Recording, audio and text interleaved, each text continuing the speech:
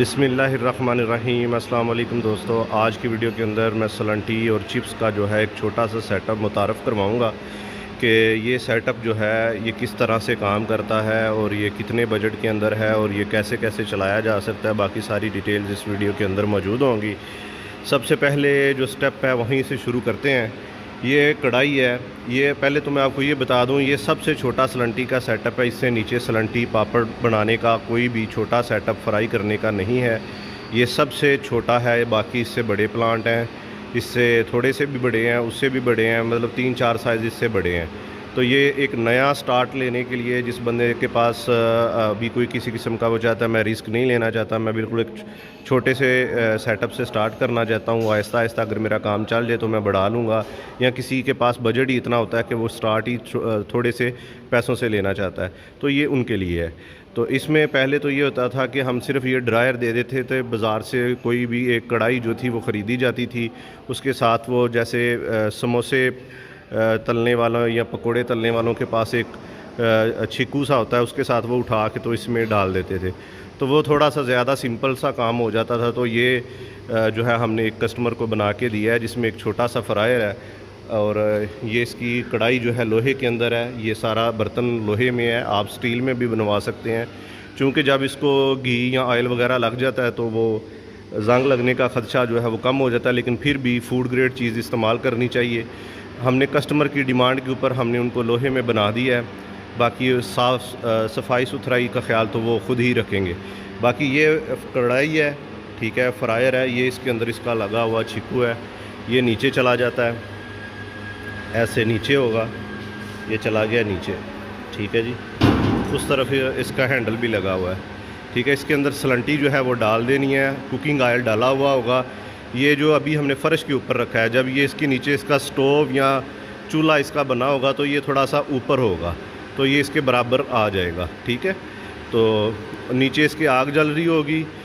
भट्टी का तरीका भी इसका बड़ा प्यारा है, आग कहीं से नज़र नहीं आती, धुआं कहीं से नज़र नहीं आता, एक पाइप के ज़रिए वो चला निकल जाता है सारा बाहर। तो ये जो है फ्रायर जो है, इसके अंदर आपने सलंटी या आलू की चिप्स जो भी आपने या नीम को कुछ भी आपने फ्राई करना है, इसके अंदर आपने डाल देना है। थोड़ी देर बाद इसमें जो है चम्मच लगाना है। जब जैसे ही वो फ्राई हो जाएगी तो इसका जो है फ्रायर का हैंडल लगा हुआ है ये वाला, तो आपने इसको ऐसे उठा लेना है यहाँ से, ऐसे, क्योंकि अभी ये फिक्स नहीं है नीचे, तो ऐसे आपने उठाना है, ये देखें ऐसे। तो ये जब कढ़ाई थोड़ी ऊपर होगी, चूल्हे के ऊपर होगी, तो ये ऑटोमेटिकली सारी सलंटी जो है, चिप्स जो है, ये इसके अंदर आ जाएगी। ये है ऑयल ड्रायर मशीन। ये इसका वेट लगा हुआ है ताकि ज़्यादा ज़ोर ना लगाना पड़े। थोड़ा सा उठाएंगे तो ये ख़ुद ही मूव होके इसका जो मुंह है इसके अंदर जो है सलंटी फेंक देगा। तो यहाँ पे ये मुकम्मल स्टील के अंदर बनाया गया है। इसकी जाली और ये टब जो है, इसका ड्रम जो है, ये स्टील में बना हुआ है। और ये इसको जब हम चलाएँगे ये ऐसे घूमना शुरू कर देगा, ठीक है। 15 से 20 सेकंड के लिए हम इसको चलाएंगे। चलाने के बाद जो इसका ऑयल है वो नीचे से बर्तन में निकल आएगा। यहाँ पे बर्तन रखा होगा, यहाँ पे ये साइड आप उस तरफ भी मूव कर सकते हैं जिस तरफ आपको आसानी हो। तो इस पाइप से जो है कुकिंग ऑयल जो है वो बाहर आ जाएगा। सलांटी जो है वो बिल्कुल खुश्क हो जाएगी, ड्राई हो जाएगी। ड्राई होने के बाद जब आपने फ्रायर को बंद कर देना है, बंद करने के बाद ये थोड़ी देर घूमता रहता है। इसको फौरी स्टॉप करने के लिए ये ब्रेक लगी हुई है, आप ब्रेक लगाएंगे ये फौरी स्टॉप हो जाएगा। स्टॉप होने के बाद आप ये 2 मुठियाँ लगी हुई हैं, इस छानने को बाहर निकालेंगे और टब में डाल देंगे, किसी प्लास्टिक के या स्टील के टब में। वहाँ मसाला लगाएंगे, फ्लेवरिंग करेंगे। फ्लेवरिंग करने के बाद पैकिंग मशीन की वीडियो मैंने आपको पहले दिखाई हुई है। पहले वीडियो में आप किसी भी पैकिंग मशीन पे अपना रैपर लगा के उसके अंदर आप इसको जो है सलंटी को पैक करके जो है सेल कर सकते हैं। तो ये पैकिंग मशीन के साथ जो है ये सारा सेटअप कोई 4 से 5 लाख के अंदर जो है मुकम्मल तैयार हो जाता है, जिसमें ये सारी मशीनें होती हैं। तो अगर आपने स्टील में ये तैयार करवाना है तो उसकी प्राइस थोड़ी डिफरेंट होगी, ज़्यादा महंगा हो जाएगा, क्योंकि स्टील की प्राइस जो है वो तकरीबन कोई 2 गुना ज़्यादा है लोहे की निस्बत। तो ये आपको मुकम्मल स्टील में ही बनेगा, ये हम लोहे में बनाते ही नहीं हैं, तो ये आपको स्टील में ही लेना पड़ेगा। तो ये एक छोटा सा सेटअप है जिसके ज़रिए आप जो है अपना छोटा सा एक कारोबार जो है शुरू कर सकते हैं। आजकल जो है गंदम सस्ती हुई है, जिसकी वजह से मैदे का जो रेट है वो कम हो गया है, उसकी वजह से सलांटी का भी जो है रेट वो काफ़ी ज़्यादा नीचे आ गया। तो बिक आगे मार्केट में सेम प्राइस पे ही रही है, 10 रुपये का ही पैकेट बच्चे ख़रीद रहे हैं। तो आगे जो है उतने का ही है, लेकिन पीछे से मैदा वगैरह जो है वो सस्ता हो गया है।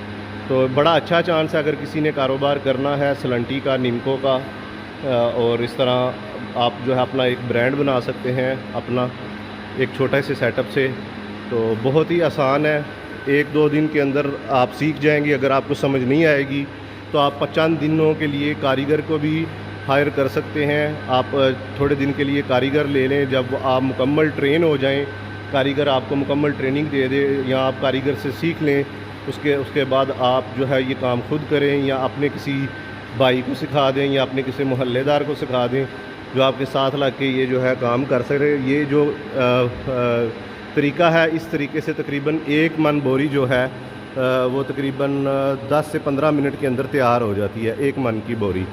तो बड़ी अच्छी प्रोडक्शन है। आप घंटे के अंदर कोई 3 बोरियां भी अगर फ्राई कर लें और बेच लें तो 1 बोरी के अंदर से इस वक्त तकरीबन 1500 से 2000 रुपया ईज़िली बच जाता है। 2000 रुपया तब बचता है जब आप जो है कारोबार, जब जो सेल है वो परचून के ऊपर खुद करते हैं, जाके खुद दे के आते हैं। और 1000 रुपया तब बचता है जब आप किसी होलसेलर को अपना माल जो है इकट्ठा बेच देते हैं। तो इस तरह से काफ़ी ज़्यादा बारीकियाँ इस काम के अंदर। फिर जब आप हमारे पास आएंगे और डिस्कस करेंगे, आपको इंशाल्लाह ताला सारी मालूमात भी देंगे सलंटी के काम के हवाले से कि आपने किस तरीके से करना है। मशीन को चलाने के हवाले से भी आपको 1, 2, 3, 4 दिन अपने हिसाब से आप ऑपरेटर ले सकते हैं। जब आपको मुकम्मल समझ आ जाए मशीन चलाने की, वर्किंग करने की, तो आप उसके बाद जो है वो कारीगर को आप छुट्टी दे दें, आप अपना काम खुद संभालें या अपने किसी दोस्त को या भाई को साथ मिला के कर लें या वो ये काम सीख ले।